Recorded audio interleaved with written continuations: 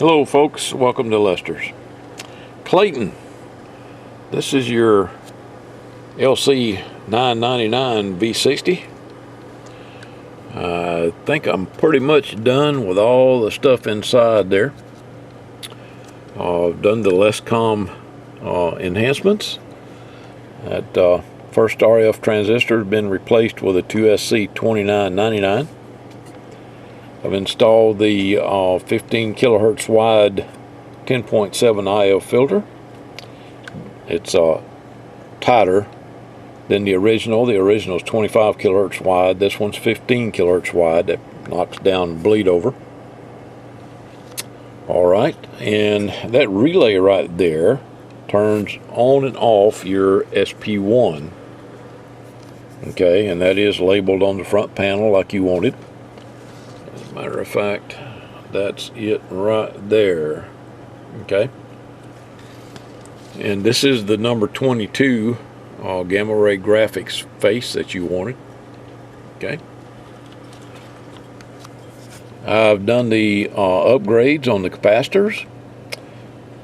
These were 1000 microfarad. They're now 3300 microfarad, 25 volt. There's your Palomar Max Mod. Okay, I've also replaced the final transistors. Now, you wanted, you ordered 2030 pluses, the EKL 2030 pluses. These are better. So I upgraded you to the RT1s at no extra charge. Okay, and the output power went up considerably using these transistors. Alright, and your noise blanker A&L is wired on permanently like you requested. The high cut filter is now in the noise blanker A&L position. Just have to remember that, because you ordered that after I'd already ordered the face decal, so I'm not going to throw away that face decal because of that. You just have to remember when you put it in noise blanker A&L, then the filter turns on. The high cut filter. Okay, let's see what else.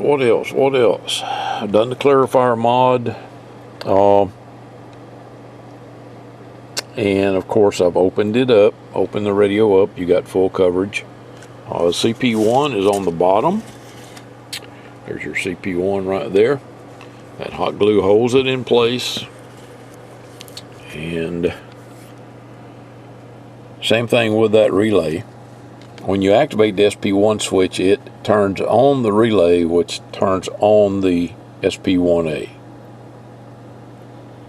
Alright, and I've got one terminal of the relay soldered to the side of the audio transformer with some hot glue supporting it in the other places, and hot glue holding the wire in place so that vibrations won't break the wire right there at the solder joint. Okay.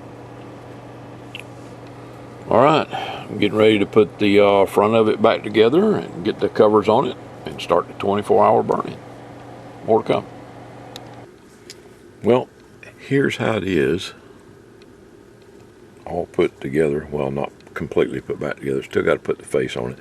But right there is where I mounted the SP1A, and I used that emblem mounting tape, that double-sided emblem mounting tape, the automotive double-sided tape, that they used to put emblems on the outside of vehicles with, so it's not going to come off. In fact, when I have to remove something that has that tape on it, I have to literally pry it off or cut the tape underneath it to get it off. And if I can pry it off, then it normally damages whatever I'm trying to pry. But if I can get a hold of like the edge of the tape and stretch it out, then I can pretty much pull all the tape out from under it if it doesn't tear and release whatever it's holding. This damn stuff is strong. But anyway, again, here's the inside. There's your SP1A relay, and what that does is turn the SP1A on and off. It's not possible to do it with just the Roger beep switch. I have to actually energize a relay to ground the ground wire going to the SP1A. It's wired to power all the time, and the ground wire is what switches it on and off. Okay, like I said, the clarifier mod's been done. Your high cut filter is in the noise blanker position, A&L noise blanker position. Cut it off, on and off with that switch.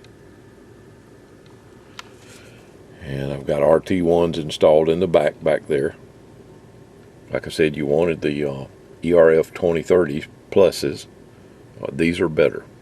So that's why I went ahead and upgraded you to these instead of the 2030s.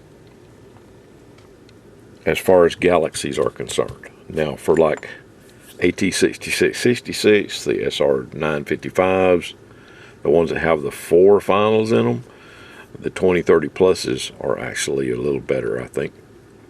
But none of them are as good as those Z05, Z06 combinations that I've come up with. The Lescom Z05, Z06. That the Z05 has more gain than either the RT1 or the 2030 plus. It doesn't have as much output power, so that's why it makes a good driver. And the Z06s have more gain than the RT1s or the 2030 pluses, and they do a little more power.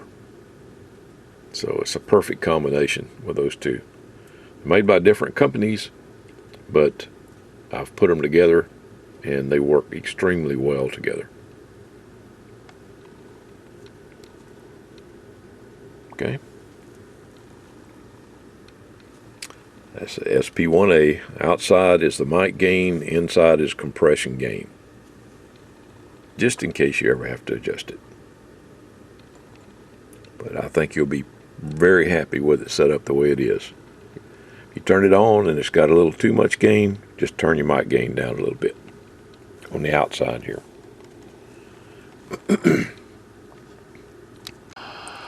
Clayton, here it is, buddy. Can't say that I really like your choice of face decals, but all of the accessories you added to the radio made this a really nice build. I like the 99 V2s anyway, simply because they have FM.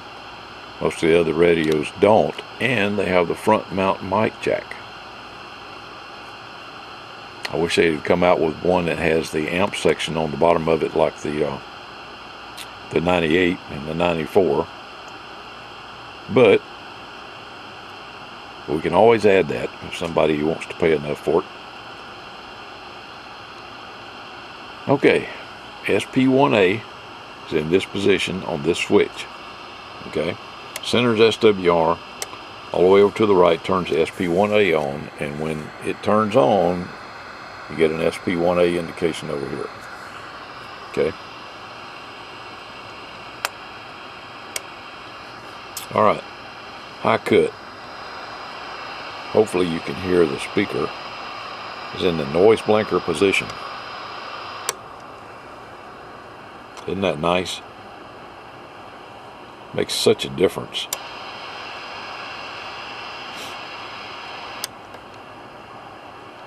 And as I showed you inside the radio, the noise blanker and A&L are wired on permanently. Okay, they'll always be on. If you're like me, you run them all the time anyway. All right. Well, that about does it. Clayton, I appreciate you being so patient with me building this radio. I appreciate all of my customers being so patient with me building these masterpieces. Clayton, I sure hope you enjoy your new radio. It was my pleasure to build it for you. 7-3, everybody.